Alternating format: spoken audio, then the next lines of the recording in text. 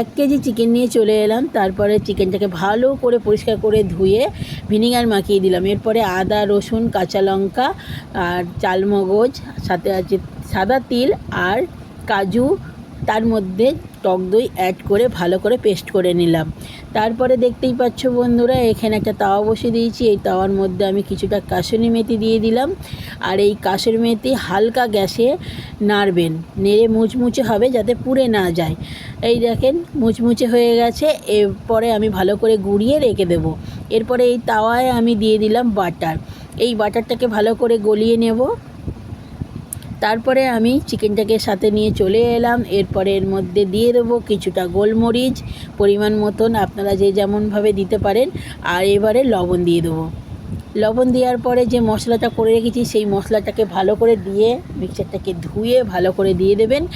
দিয়ে এরপরে যে কাসুরি মেথিটা আমি গুঁড়িয়ে রেখে দিয়েছি সেই কাসুরি মেথিটা আমি এর মধ্যে দিয়ে দেবো।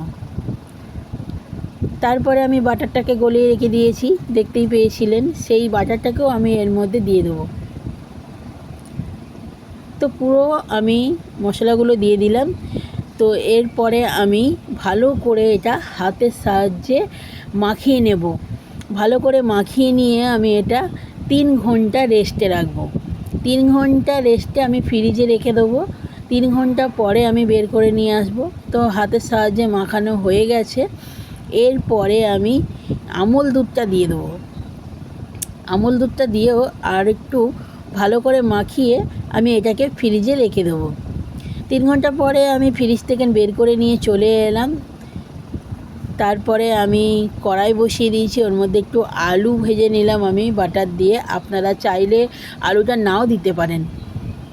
আমি এরপরে মাংসটা যে রেখে দিয়েছিলাম সেই মাংসটা এর মধ্যে দিয়ে দেবো।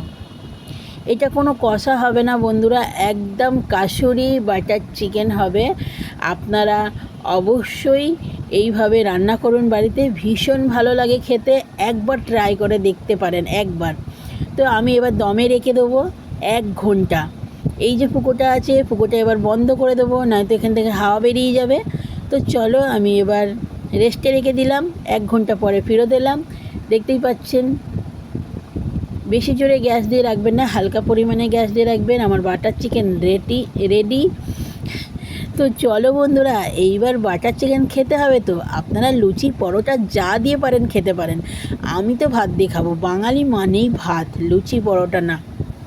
তো সাথে টক দই, এই টক ডাল আর করে নিয়েছিলাম শাক ভাজা, তাতে সাথে বাটার চিকেন। তো টক ডাল আর শাক ভাজা যেখানে যাক, বাটার চিকেন দিয়ে তো আগে ভাত খেতে হবে।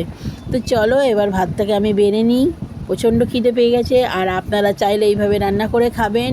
আর বাটার চিকেনের লুকটা কেমন হয়েছে আপনারা কমেন্ট করতে একদম ভুলবেন না। আর যদি আপনারা আমার রেসিপিটা দেখে আপনাদের ভালো লেগে থাকে তো তাহলে আমাকে ঝটপট বন্ধু করে আপনাদের পাশে রেখে দিন। আর আমি এখন খাওয়া শুরু করে দিই। আমার জিভ দিয়ে এখন জল বেরোচ্ছে, জল। আপনাদের কি জিভ দিয়ে জল বেরোচ্ছে? তো ঝটপট আমার বাড়িতে চলে আসেন, আমি আপনাদের খাইয়ে দেবো। নেক্সট ভিডিওতে আবার আসছি, ততক্ষণ যেন টাটা, ভালো থাকুন, সবাই সুস্থ থাকবেন।